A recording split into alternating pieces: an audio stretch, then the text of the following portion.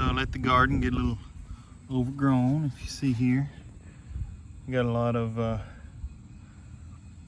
weeds. I got to pull these weeds out to be able to plant other things. But if you look down here, we have a lot of cool little organisms that's making their way out of the soil.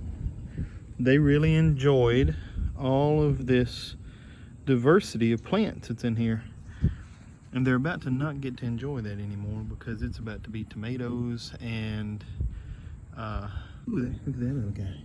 About to be tomatoes and cantaloupe and a few other crops. Now,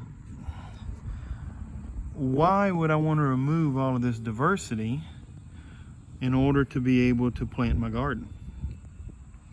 Well, it's competition, right? So if I had all these other plants in here, they're competing with the plants that I'm trying to produce food with for resources. So that's why whenever we do plant a garden, we're not necessarily following the same rules that we would for our, if we're trying to maintain biodiversity in the field, because we are trying to reduce the resources lost to other organisms and make sure that the plants that we're trying to grow has adequate resources. So we develop what might be considered a monoculture.